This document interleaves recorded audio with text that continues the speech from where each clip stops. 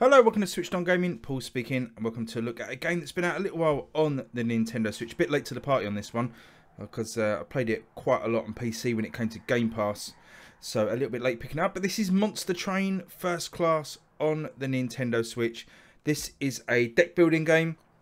I'm just going to take a run at this and tell you what this one's all about. Basically, it's a little bit of a story here. Hell has frozen over, so the angels from heaven have attacked it, and a band of demons have managed to escape with the last pyre of hell, and you need to get that back to wherever pyres live to reignite the flames of hell.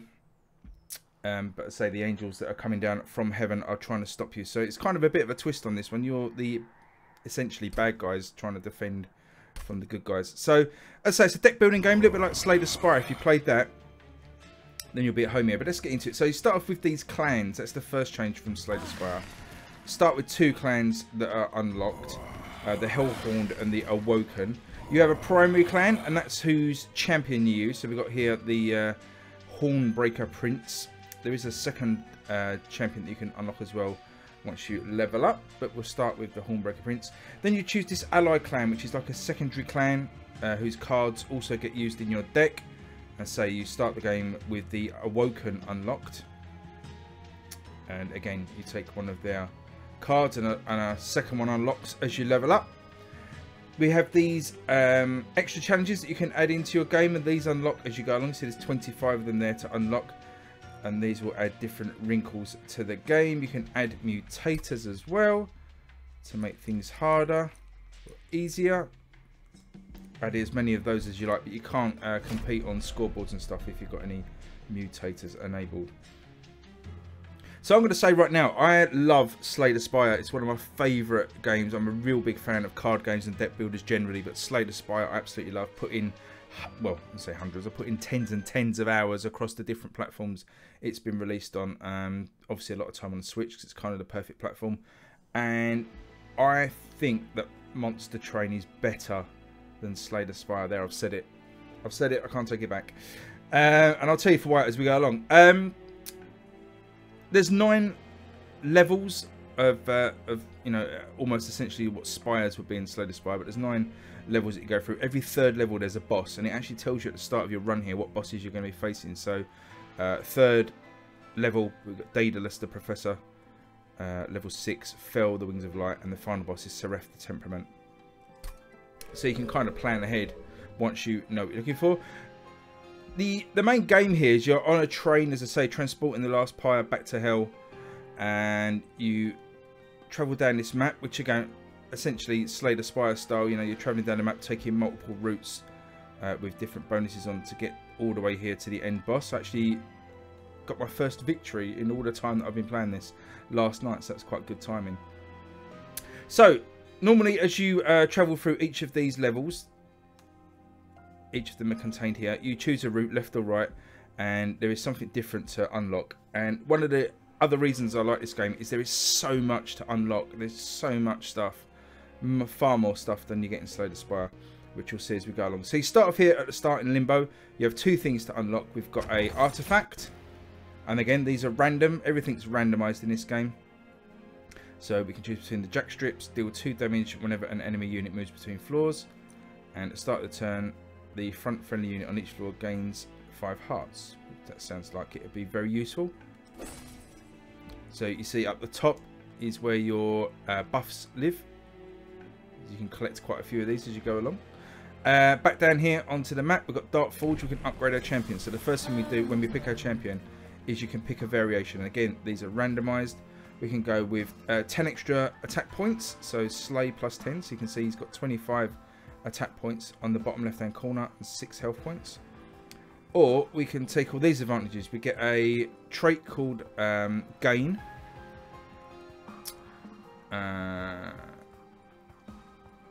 Doesn't tell you what it is. Sometimes they'll tell you what they are. We get 10 armor. We get Revenge. It's another gain there, and then 2 rage. But overall it looks better. We've got 15 attack but 15 health. The health is quite important, so we'll take that variation of our champion, and we head off to the first level. This is who you face on the first level. The first defense, foot soldiers of the disciples of Seraph, weak attackers hidden in the backline, take them down.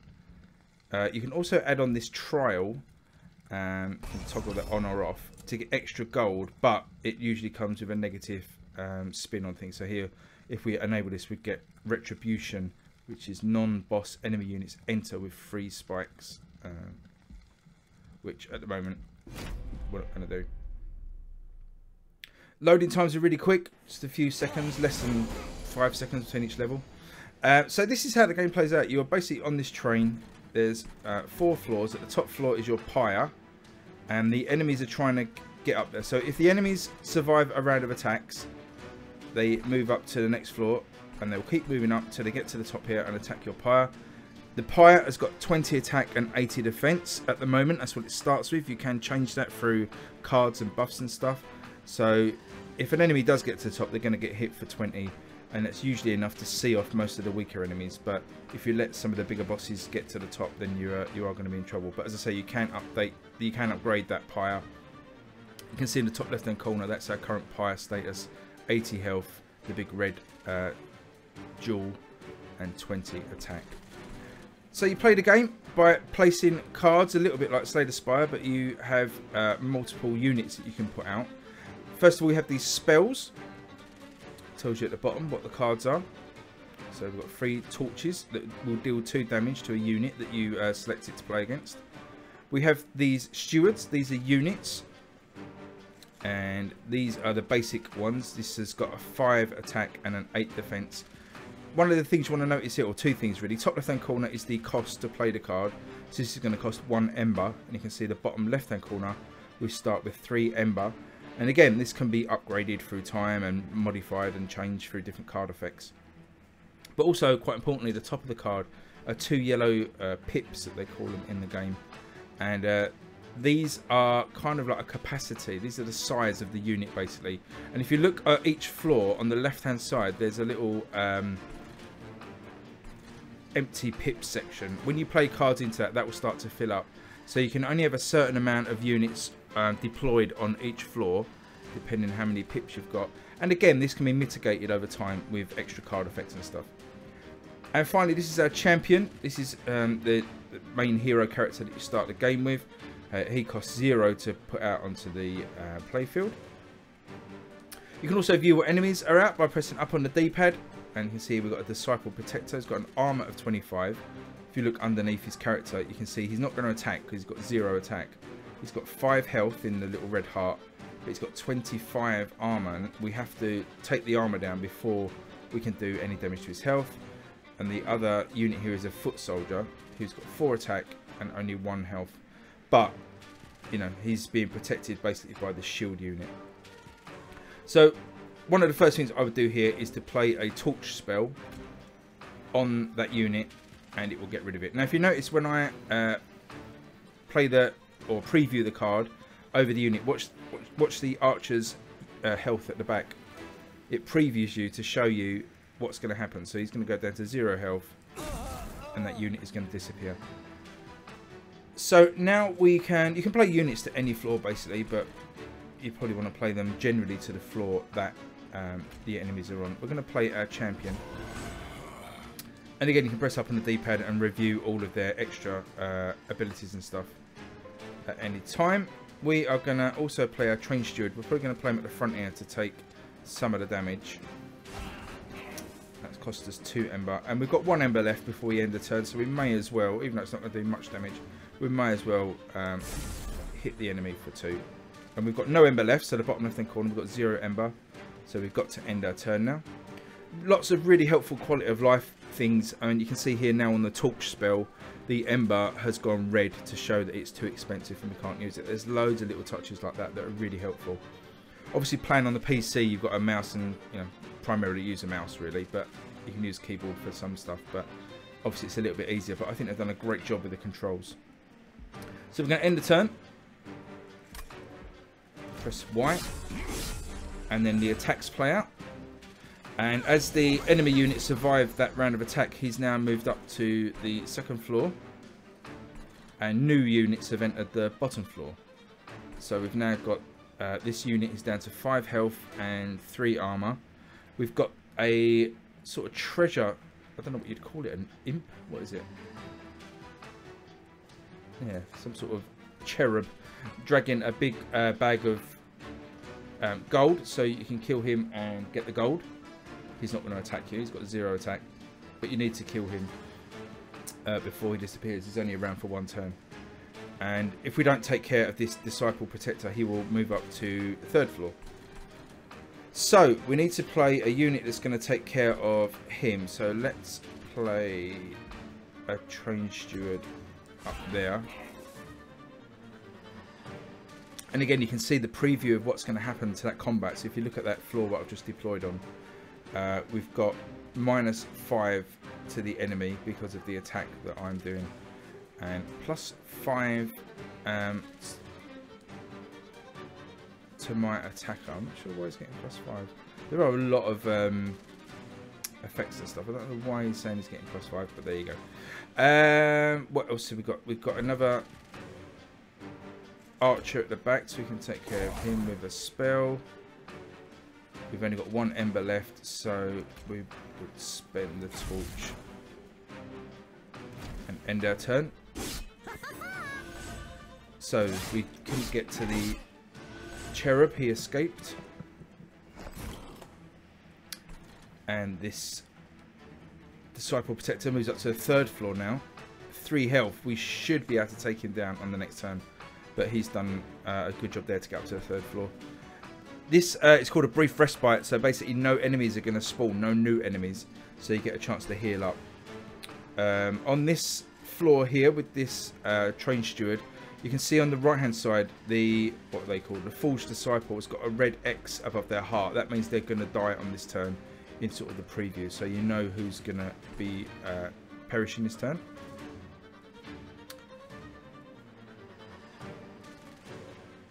I would probably play a Trained Steward up there, and you can see the I'm forgetting his name, the Disciple Protector.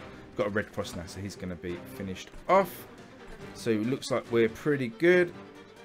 I'm going to play this Restore spell on this Trained Steward to get some health back and regen, and I'm going to put a regen on that character just in case. So we get rid of that character on that floor, that enemy on that floor, some regen on them. So we're now on the final wave. This is like the kind of the not a boss as such, but the big enemy at the end of this level. Usually a bit harder to take down. You can see he's got 4 attack, the Discipled Inquisitor, but he's got 50 health, so we have to do a lot of damage to take him out. The enemies, the bosses will enter with this Relentless trait, which means they will just keep attacking until they're dead or they win the game. So instead of just having 1 attack like we've been having so far and that's the end of the turn, this combat will keep going until there's nobody left. That's what usually happens with the bosses. We've got absolutely crap cards. They're just all restore cards. And we've got 1 torch, so we'll play that on that weak enemy to get rid of them. But basically now we just have to trust that we're going to do enough damage. I mean, you can see in the preview there, the Discipled Inquisitor has got a red X, so he's going to die anyway. Our Trained Steward's going to lose 12 health, and our hero on the left hand side is going to gain 10. So we can just let these play out.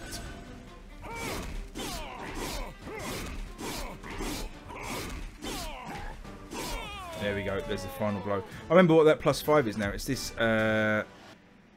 buff that we added, wasn't it? Emblem of the Exiles. At the start of each turn, the front friendly unit on each floor gains 5 hearts.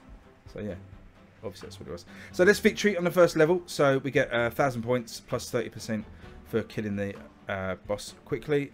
And we get these spoils. So we get 50 coins and 2 more cards. So we'll collect those. Get to choose a card. This is from our clan pack. So this is from our main heroes deck of cards. We can add a new powerful card to the deck. I like this Welder Helper. When you summon it, applies armor 20 to the front enemy unit. So we'll take that.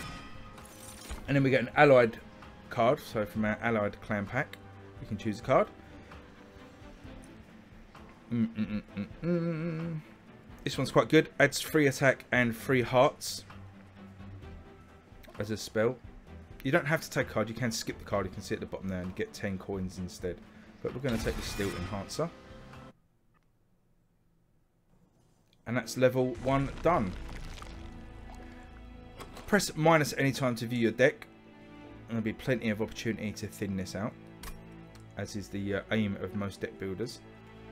Now if we look at the map here, you can see sort of an overview of the map, and you can see what's up next. So this is where we are at the moment, floor 2, level 2, whatever you want to call it, the Cliffs of the Fallen Souls. Now we can go left or right. You have to pick, you can't go both ways. So if we go left, we get to visit the Merchant of Magic, who will forge your spells into new powers, and this Forgotten Boons area where we can gain 75 coins. Or if we go on the right hand side, we get the Merchant of Steel. You can give us new powers on our cards, and the Hellhorn Banner, so we get a new card from our Hellhorn deck, so the red deck. So this is where it gets really interesting for me, because you've got to start deciding which upgrades that you want. I think I'm gonna go this way because money's always good. So you can see you can take the left or right path. We're gonna go left. We're gonna visit the Merchant of Magic so we can upgrade some cards. We've got 100 coins, top corner, and you can see how much these upgrades cost at the bottom. You can re-roll them for 50 coins, but it'd be a bit of a waste at the moment.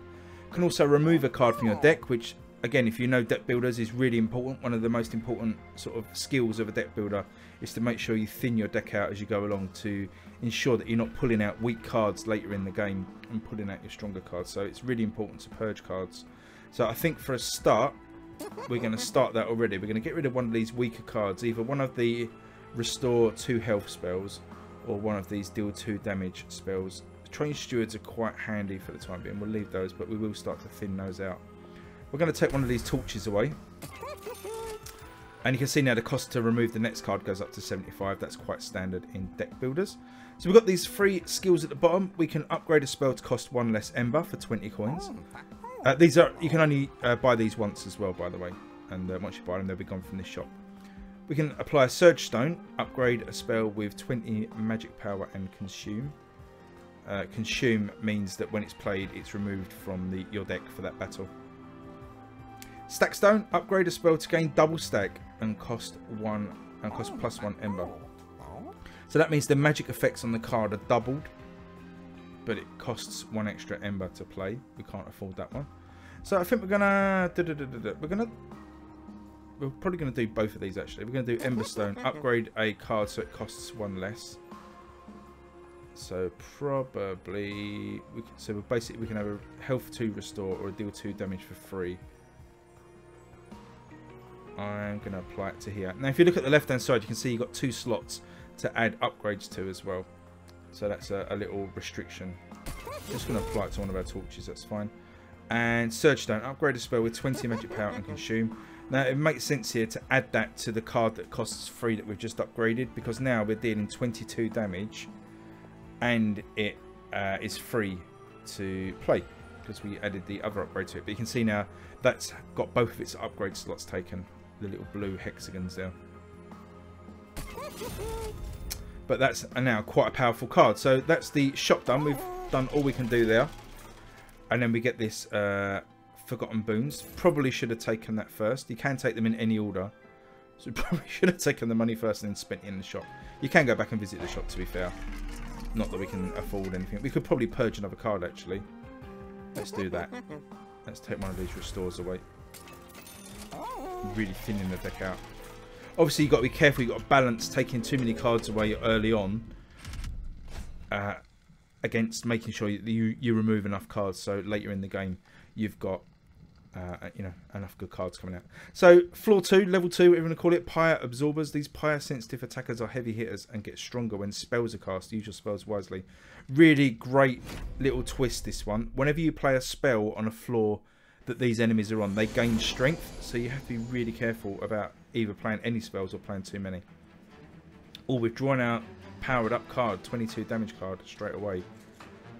So we could take most of him out with that card. But you can see here his special trait, Incant, triggers when you play a spell on this floor. He gets +1 to his attack. So every spell you play, which are these ones, remember it says spell at the bottom, he will gain an extra attack point.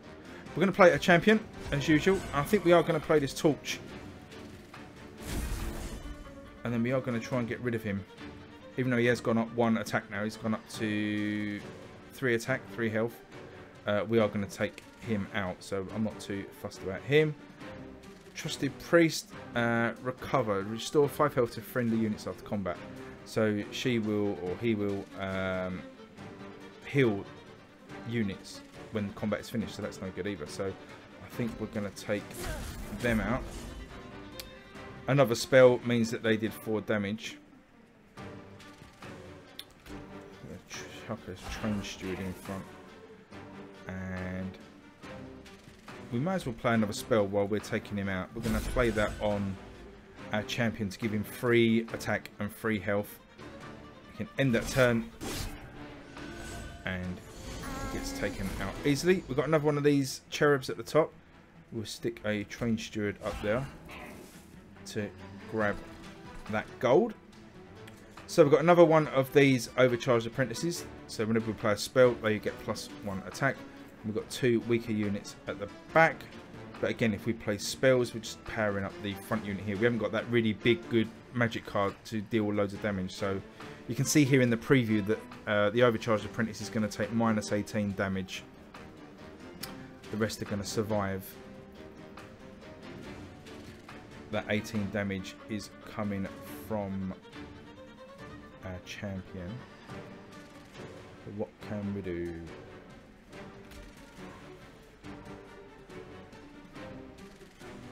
I don't really want to play a spell. We also don't want her to be healing units. We're going to take the priest out.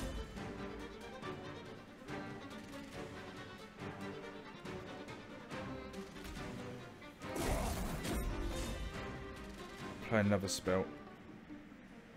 Oh, down to 23. We're doing damage to him. Okay.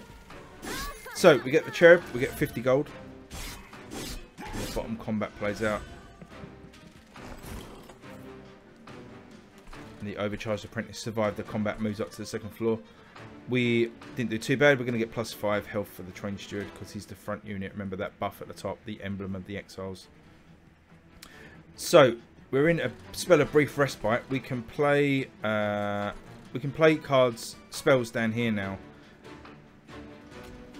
without affecting old matey boy up here. We are going to play a Train Steward to this floor. That will take care of him, so he won't move up any higher. Looking at his welder helper, applied armor 20 to the front unit. That could be quite useful. So I think we're going to stick him here. And it says to the front units. We want to put him at the back. And all of a sudden our Train Steward there is quite meaty now. He's got 20 armor. I can see the little shield on the Train Steward. 8 health, 5 attack. So he's powered up a little bit. We don't need to use any restore spells. We're going to end the turn. Let each floor play out. And we get into the final wave. So this enemy has got a new trait, a little green trait here, Spike. Still 2 damage to any unit that attacks this one. So you've got to be careful about that. Again, it enters with Relentless, so the combat will continue until the combat is over. We can see here from the preview that if we let this play out, the Steel Slate is going to die because he's got the red cross above his heart. We're going backwards and forwards with combat. We're going to do enough damage to him to take him out. Our Train Steward is going to die. Got the red cross above his heart. And our champion is going to get -6 to their health. So we can probably just quite comfortably let that play out. We'll just use the torch to get rid of that unit. We can use the Steel Enhancer to power up this unit. Not that it particularly matters too much, and we just let that combat play out now. You can speed the combat up as well with the L button, or slow it down if it's going too fast. There is a lot to take in early game.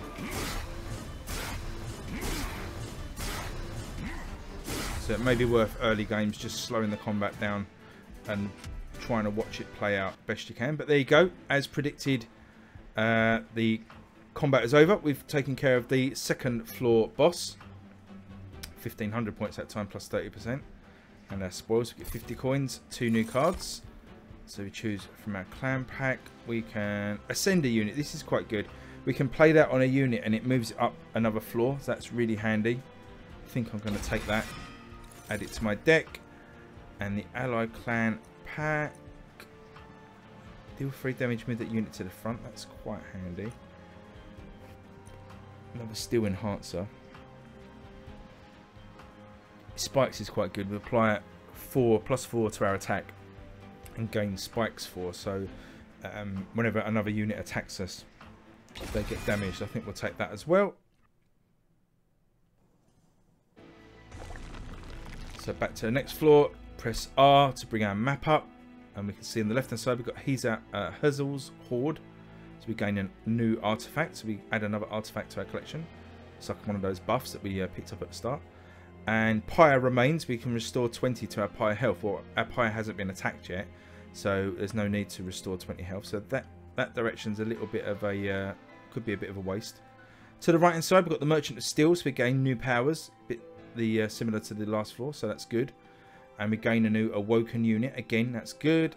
And then we've got these Concealed Caverns. Something interesting we found. So what I'm going to do, I'm going to play through this. I'll go through the right hand side here, just to show you the Concealed Caverns, because it adds like a little bit of a story element in. So we'll go to the Merchant of Steel. Gain new power. So it's going to cost us 100 to remove a card from our deck this time, and we don't really want to do that. So we can add a Heartstone, upgrade a unit with plus 25 hearts. Strength Stone, upgrade a unit with plus 10 attack. Or Speed Stone, upgrade a unit with Quick. Quick means that you get to be the first person to attack, because usually the enemy attacks first. So unless there's any sort of buff or special ability on the card. But you know, if we play Speedstone here, this unit will always attack first, which is quite useful. If we can apply it to our hero, which we can't, so that's a shame. Strength Stone, give a unit plus 10 attack.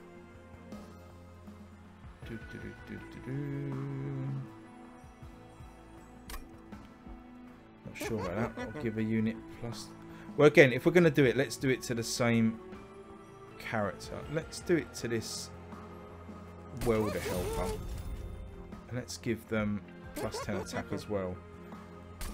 And then all of a sudden, it makes that card pretty tasty. If we go back and have a look at that card, where'd it go? There it goes. So he's now got plus 11 attack, plus 26 health, or 26 health, and also he's got a special ability that when we summon him to the battlefield, he will add armor 20 to the front unit. So that all of a sudden again now becomes quite a powerful card. So this is again one of the things I really enjoy over Slay the Spire. There's a lot more you can do with your cards.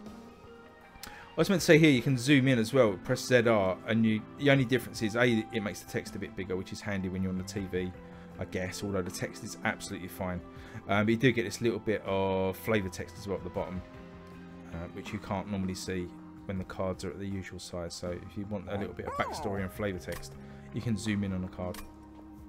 So we've done all we can here. Let's go and collect our new Awoken unit. We can choose between 2. Multi-strike is really good.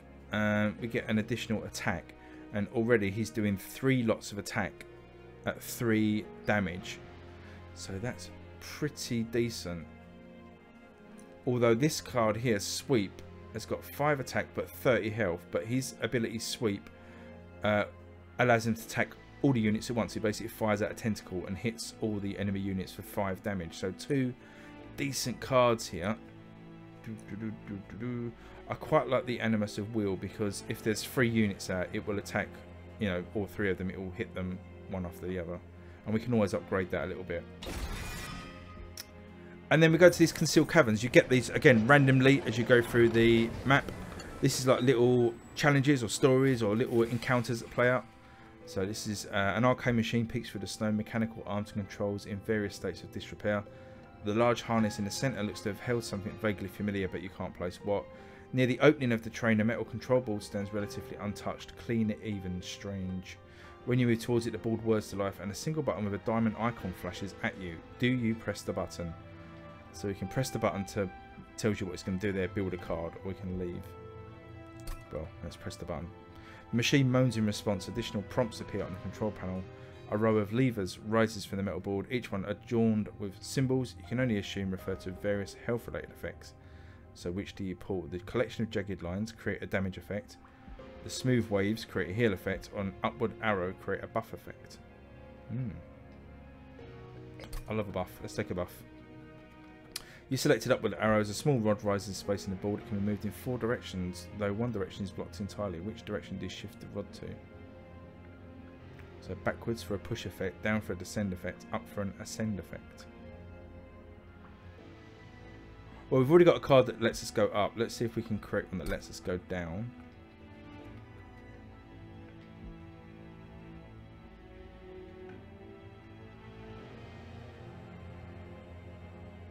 Do I switch any of these on? The symbols that are something to do with space create an effect that increases gold. Increases the pips, the capacity of each floor basically. The symbols that have to do with gold create an effect that increases gold. It's always good as you get further into the game to have more pips to put more units out.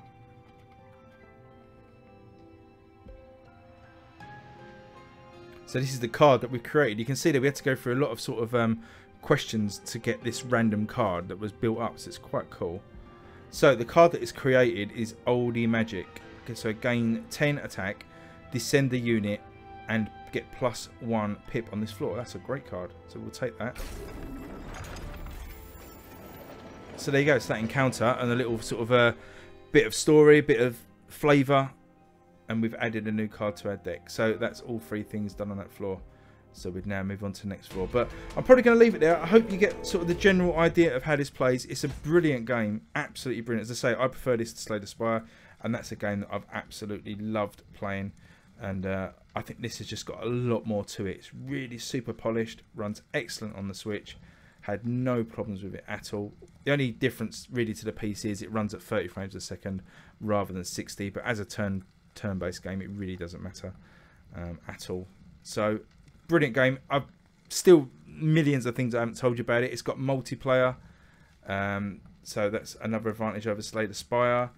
It's got, you know, those extra decks to unlock.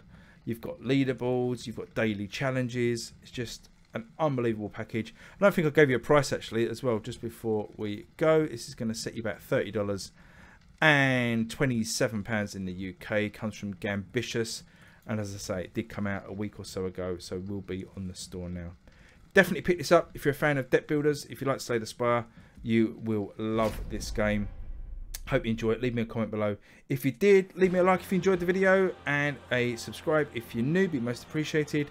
But until next time, I will see you all again soon. Thanks for watching, and bye-bye.